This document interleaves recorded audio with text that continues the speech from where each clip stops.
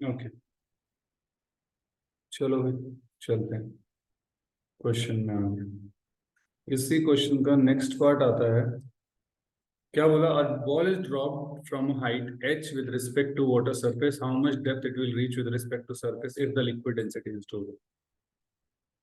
अभी सीबीएसई के से ऊपर की चीजें हैं, मैं फिर थोड़ा सा क्लैरिफाई कर दूँ, ठीक है ना? अभी सीबीएसई तक सीमित तो नहीं है। चलें बताएं कि अगर एक बॉल है उसको ड्रॉप किया गया किसमें, पानी के अंदर किसी हाइट x से, तो वो कितनी हाइट नीचे तक जाएगा? बॉल की इच्छा, क्या कहते हो तुम लोग? डूबेगी नहीं डूबेगी? बहुत बढ़िया। इतना पढ़ाने के बाद भी तुम वेट बोल रहे हो तो काफी बढ़िया। डेंसिटी पर डिपेंड करता है, तो डेंसिटी कम है ज्यादा है तो मतलब डूबेगा तो मतलब तैरना चाहिए। और डेंसिटी आधी है मतलब 50% वॉल्यूम इसका बाहर रहना चाहिए और 50% वॉल्यूम। लेकिन हमने वॉल्यूम पे ज्यादा तवज्जो दी नहीं, हमने कहा छोटी सी बॉल है स्टील की, हमने एक हाइट एच से फेंकी, जब वो हाइट एच से नीचे गिर रही होगी तो उस पर सिर्फ कौन सी फोर्स लग रही है? ग्रेविटी, क्योंकि हमने बीच में फ्रिक्शन लिया नहीं है। क्या समझ में आ रही है? तो इसका मतलब जब वो यहाँ से हाइट एच से नीचे गिर रहा होगा तो एक तरीके से सिर्फ उसके ऊपर कौन सी फोर्स लग रही होगी? कोई भी डाउट इसमें तो प्लीज बताएं। बिल्कुल क्लैरिटी है? अच्छा, जैसे ही अब ये इसमें हम ये नहीं मानते कि भाई पानी में बस एक बार डूब गई सीधे सीधे, इसे वॉल्यूम कम लेते हैं कि डूबी तो बस अब इस पॉइंट पर वॉल्यूम पे एक सोच के देखो, जब डूब गई है तो इस डूबने पे एक तरीके से अगर हम बात करें तो नीचे की तरफ क्या लग रहा होगा अभी भी? ग्रेविटी। क्योंकि ग्रेविटी को कोई मतलब है ही नहीं दुनियादारी से, वो तो कह रही है हम तो नीचे लगते हैं, हम तो नीचे लगेंगे जी। कोई डाउट?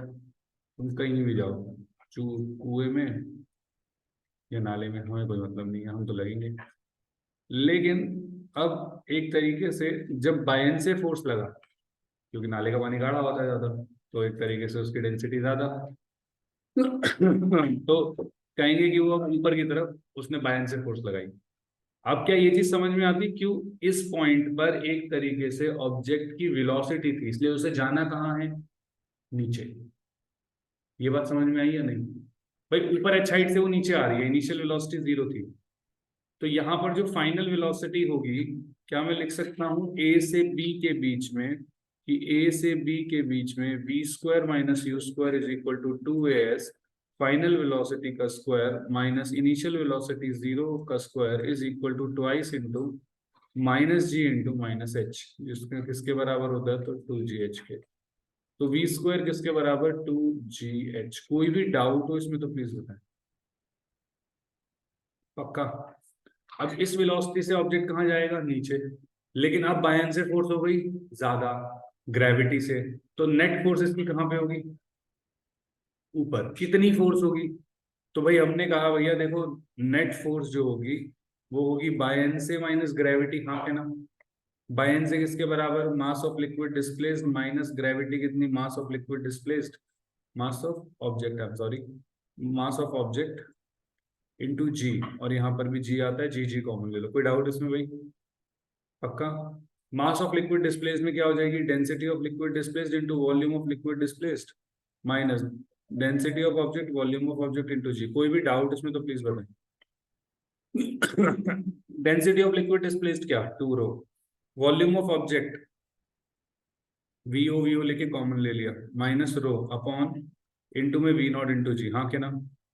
तो एक तरीके से जो नेट फोर्स आई वो किसके बराबर आ गई? Density object volume of object into g. लेकिन मास ऑफ ऑब्जेक्ट भी तो यही था। मास ऑफ ऑब्जेक्ट, एक ग्रेविटी फोर्स क्या है? Density of object volume of object into g, हाँ के ना? ये तो सेम उसी के बराबर है। नहीं, ये बात समझ में? सॉरी, ये वॉल्यूम ऑफ लिक्विड डिस्प्लेस्ड है, जब वो पानी के अंदर गया तो पूरा डूबा नहीं डूबा, या आधा लटक गया? हाँ भाई, विदाउट, तो वॉल्यूम ऑफ ऑब्जेक्ट। पक्का? समझ में नहीं आया कुछ भी? पक्का क्लियर है? तो ये एक तरीके से दोबारा से क्या, ध्यान से देखो, ये तो डेंसिटी ऑफ ऑब्जेक्ट तो रो ही है, तो एक तरीके से मास ऑफ ऑब्जेक्ट ही आ गया। मतलब जो फोर्स लग रही है वो mg ही लग रही है, लेकिन अब किस डायरेक्शन में लग रही है? ऊपर। इसका मतलब अगर मैं उसकी एक्सेलरेशन देखूंगा तो अब एक्सेलरेशन कितनी होगी, फोर्स अपॉन मास, मास से मास कट गया, कितनी आई, जी। लेकिन ये जी किस डायरेक्शन में, ऊपर। मतलब अगर मैं इसके वापस से वेलोसिटी के बारे में सोचूं तो पहले ऊपर से नीचे जब नीचे आ रहा था तो एक्सेलरेशन नीचे की तरफ थी, नीचे से अब पानी में जाएगा तो एक्सेलरेशन क्या सेम ही है, कब तक नीचे जाएगा, जब तक वेलोसिटी क्या ना हो जाए। तो एक तरीके से एच हाइट से आया था एस हाइट में चला जाएगा। नहीं आई बात समझ में, नहीं आई बात समझ में। हाँ भाई, हाँ भाई, हाँ भाई। तो उसमें क्या लिखेंगे, V square minus you square is equal to 2as। V square कितना, final velocity zero, initial velocity कितनी, अभी हमारी कितनी आई थी, 2g और h। कोई डाउट यहाँ तक, कि v square minus you square is equal to 2as। अब ट्वाइस इंटू एक्सेल, देखो ये वेलोसिटी किधर थी, नीचे की तरफ, एक्सेलरेशन किधर है, ऊपर की तरफ, एस जा किधर रहा है, नीचे। क्या बात समझ में आ रही है, तो माइनस एच। कोई डाउट है, पक्का क्लैरिटी है, कितना नीचे गया तो इसको एच डैश मान लिया हमने, कितना नीचे गया एच डैश माइनस का। तो देखो टू ने टू को मार दिया, जी ने जी को मार दिया, इस माइनस ने इस माइनस को काट दिया, एक तरीके से एच डैश किसके बराबर आ गया। और एच डैश को सिर्फ एच लिख लो, सैंपल मत डालो तो अपने आप माइनस एच आ जाएगा। मतलब कितना आएगा, कहाँ जाएगा, नीचे ही जाएगा अपने आप आगे। नहीं आई बात समझ में, पक्का क्लैरिटी है। एक बार ये लिख लो, क्योंकि एग्जैक्टली सेम सवाल तुम्हें अभी करना है, बस उसमें मैं डेंसिटी चेंज करूंगा और तुम्हें करना है वो सवाल। मैंने आसान सवाल करा दिया, मैं तुम्हें थोड़ा सा डिफिकल्ट करवाऊंगा, है ना, तभी तुम इंटेलिजेंट बनोगे।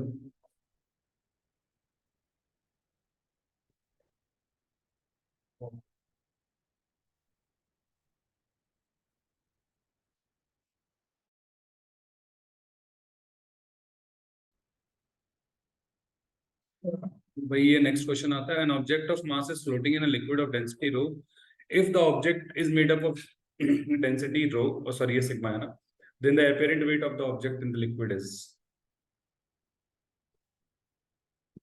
चलो, एक मिनट है आप लोगों के पास, ठीक है, राइट। अगर एक मिनट निकाल के भी आप लोग नहीं कर पाए ना, मतलब आप सवाल ढंग से नहीं पढ़ रहे, सवाल ढंग से नहीं पढ़ रहे हो, सवाल पढ़ो क्या लिखा है।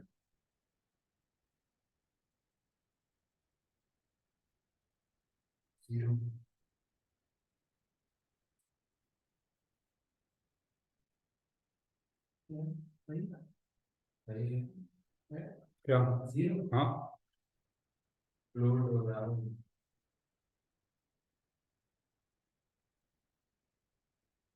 और अपेरेंट वेट पे बात करी थी मैंने, जब जब शुरुआत में मैंने बताया था कि जो चीज तैर रही होगी उसका अपेरेंट वेट क्या होगा, बताया था ये बात।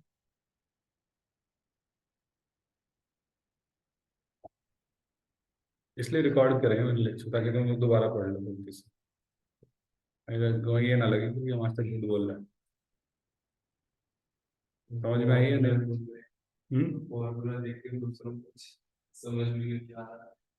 क्योंकि तुम सवाल नहीं समझ रहे ना, तुम फॉर्मूले पे ध्यान दे रहे हो, असली सवाल समझने की है। फॉर्मूला तो सिर्फ बायन से का है कि बायन से फोर्स लगेगी कब, mass of liquid displaced into g, खत्म। अब बच्चा उसी में उलझा रहता है, बच्चा सवाल ही ना पढ़ना चाह रहा। मैं बार बार बार कह रहा हूँ कि 50 से 70% या 80% गलती ये होती है कि बच्चा सवाल गलत पढ़ता है, और मैं आज तक पढ़ता हूँ गलत। तो मुझसे सीख लो कि भैया, अभी पीछे एक सवाल था वो मैं गलत पढ़ रहा था, मेरे दिमाग में कुछ और ही चल रहा है, मैं ढंग से पढ़ा ही नहीं, तो मैं अपना ही कॉम्प्लिकेटेड कोई सॉल्यूशन बना रहा हूँ बैठे हूँ। और सवाल बहुत आसान था, तो कृपया करके थोड़ी सी, जीरो आंसर है, क्योंकि ऑब्जेक्ट फ्लोट कर रहा है, फ्लोट कर रहा है तो अपेरेंट वेट जीरो होता है। ओके, इसका, इस क्वेश्चन का एक बिल्कुल एग्जैक्टली सेम सॉल्यूशन तुम्हें निकालना है, जिसमें हम क्या कह रहे हैं कि ऑब्जेक्ट की, ये जो लिक्विड है इसकी डेंसिटी मान लो 2 रो ना होकर 1.5 रो है, तो कितना डिस्प्लेसमेंट होगा, जहाँ पे सोल्व हो जाएगा फिर, मोस्ट प्रोबेबली हो जाना चाहिए। ठीक है, तो ये तुम्हारा होमवर्क रहेगा, देखना सॉल्व करके क्या आता है। ठीक है, मैं यहाँ से हटा दूंगा, यहाँ तक तो लगभग सही है। एक हो गया ए से बी और दूसरा हो गया बी से सी, तो ये वाला पार्ट हो गया बी से सी। क्लियर है भाई? अपने आप ट्राई करना। अगला हो गया है तो, when two liquids of same volume but different densities, when two liquids of same volume but different densities rho 1 rho 2 are mixed together in the density of the mixture। अब ये देखने में लगता है पता नहीं क्या सोच लिया बच्चा, ऐसी सोच रहा है। और मैं बता रहा हूँ कि तुम लोग ऐसे निकाल सकते हो। क्यों? बेसिक सेम रखो। डेंसिटी क्या होती है, और ये बिल्कुल एवरेज वेलोसिटी का सवाल था, अगर तुम्हें याद हो जब तुम छोटी क्लासेस में 9वीं में भी किया होगा तुमने, कि अगर ऑब्जेक्ट, एक ऑब्जेक्ट है वो यहाँ से v1 डिस्टेंस चला और यहाँ से भी v2, तो जब डिस्टेंस सेम होता है तो एवरेज वेलोसिटी होती है 2v1 v2 upon v1 plus v2। और जब टाइम सेम होता था, ये v1 टाइम t, ये v2 टाइम t, तो जो एवरेज वेलोसिटी होती थी तो v1 v2 अपॉन 2 होता है। याद है कुछ ऐसा? Same logic. क्या कह रहे हैं? डेंसिटी क्या होती है? Mass upon volume. नहीं, यही बात समझ। मास क्या होता है? Density into volume. When to liquids of same volume, volume same है लेकिन डेंसिटी अलग है, तो क्या बोलेंगे? रो 1 v plus rho 2 v divided by v plus v। क्या ये बात समझ में आई या नहीं? नहीं आई? पक्का? पक्का भाई तेरे को? डेंसिटी क्या होती है? Total mass upon total volume.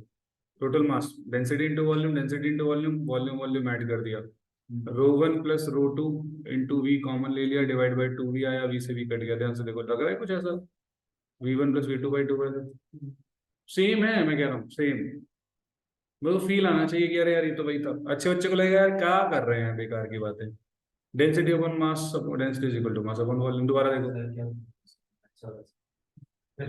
To liquids of same mass but different densities. अब सेम मास है लेकिन डेंसिटी क्या है? डिफरेंट। तो मास सेम है तो मतलब मैं एक m1 plus m2 divide by v1 plus, mass तो दोनों में सेम है तो क्या आ जाएगा? m प्लस, लेकिन वॉल्यूम सेम। क्या सेम है? मास। तो वॉल्यूम कैसे निकालोगे? तो वॉल्यूम क्या होती है? Mass upon density. तो क्या बोलेंगे?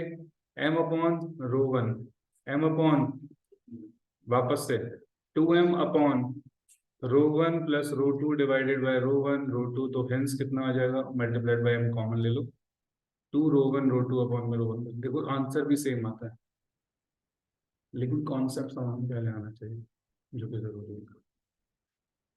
और मैं सारी चीजें लिंक करने की कोशिश करना चाहता हूँ सबसे, तो जितना ज्यादा लिंक करोगे उतना ज्यादा अच्छे से समझ में आएगा लंबे टाइम के लिए। नहीं तो अलग फॉर्मूला है वैसे रखते रहो, लेकिन लिंक करके देखोगे तो समझ में क्या आएगा? अरे एवरेज वेलोसिटी क्या होती है? Total distance upon total time. वहाँ टोटल डिस्टेंस और टोटल टाइम निकालते हैं, यहाँ total mass upon total volume. Same. नहीं आई बात समझ में? पक्का? ओके, और देखते हैं। ये तो हमें भी नहीं आता। ये तुम्हारे लिए होमवर्क है। अच्छे सवाल है लेकिन दोनों। क्या कैंसिल है? कोई बात नहीं, वो A P I T paper cancel हो गया होगा। ठीक है, ये दोनों ट्राई करने हैं तुम लोगों को। आगे वाले जितने सवाल हैं सब ट्राई करने हैं तुम लोगों को। जैसे ये हो गया, वैसे ये वाला भी शायद ना कर पाओ, ये वाला ऊपर वाला।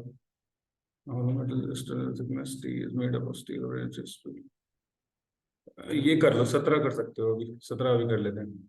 एक हॉलो स्फीयर है of an external radius r and thickness t, जिसमें r बहुत बड़ा है, is made up of a metal density rho.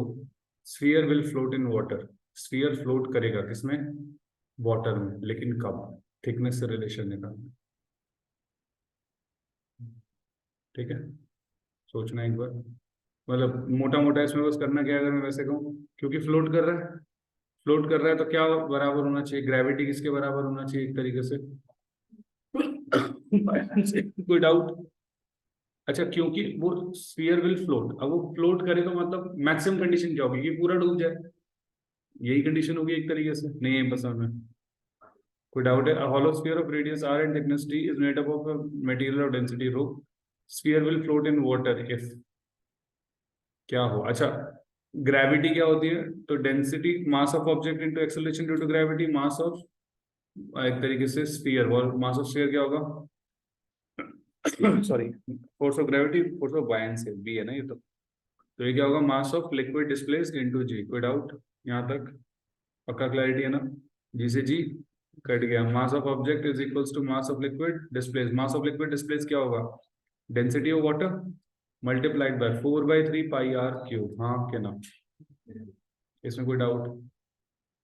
अच्छा, मास ऑफ ऑब्जेक्ट क्या होना चाहिए? Density of object into volume of a hollow sphere, नहीं सॉरी, होलोस्फीयर के अंदर मटेरियल कितना होगा?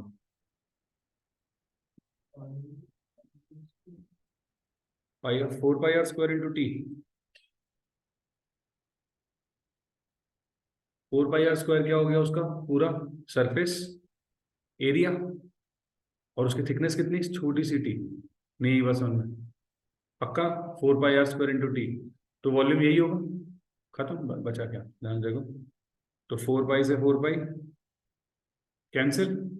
एक तरीके से अगर मैं यहाँ पे लिखूं तो यहाँ पे क्या आ जाएगा? एक आर स्क्वायर से आर स्क्वायर भी, आर की पावर 1 रह गई, तो टी कितना आ जाएगा? T is equal to density of water by 3 multiply density of object into r. ये रिलेटिव डेंसिटी आ जाएगी, density of object divide by density of water. तो क्या लिखोगे? r/3 रो। बात समझ में आई या नहीं? मतलब अगर ये थिकनेस इसके बराबर है या ये थिकनेस इससे छोटी है तो तैरेगा। क्या मेरी बात समझ में आई या नहीं? जो भी आए वो तो बी सी अपने आप आ जाता है। मुझे तो बेसिक सेम रखना है, मुझे बेसिक पे ज्यादा ध्यान देना कि किया क्या। मेरे को नहीं आता था ये सब, लेकिन मुझे बेसिक क्लियर है क्या, क्योंकि अगर कोई चीज तैर रही होगी तो उसकी ग्रेविटी किसके बराबर होगी। मैं तब से यही सिखा रहा हूँ, अगर तुम ढंग से देखो। पिछले 2 लेक्चर से हम मोटा मोटा यही देख रहे हैं, और आज के जो दूसरा जो सेक्शन चल रहा है अभी आधे घंटे का, उसमें भी हम यही देख रहे हैं कि एक तरीके से जो चीज तैर रही है उसको कौन बैलेंस कर रहा है? बायन से। किसको बैलेंस किया जा रहा है? ग्रेविटी को। अब बस उसी को लिंक कर करके घूम फिर के हम यही फॉर्मूला लगाया जा रहा है। कल भी यही किया था, आज भी यही कर रहा है। कोई डाउट है तो बताओ। पक्का समझ में आ रहा है कुछ? बढ़िया, और देखते हैं। An iceberg of density 900 is floating in water or density. The percentage of volume of ice cube outside water, पानी से बाहर कितना होगा? डेंसिटी से बताओ। बता दिया मैंने ऑलरेडी तुम लोगों को वैसे। कल हमने इसके ऊपर बहुत सवाल किए थे डेंसिटी से रिलेटेड। पानी के अंदर कितना होगा? हाँ,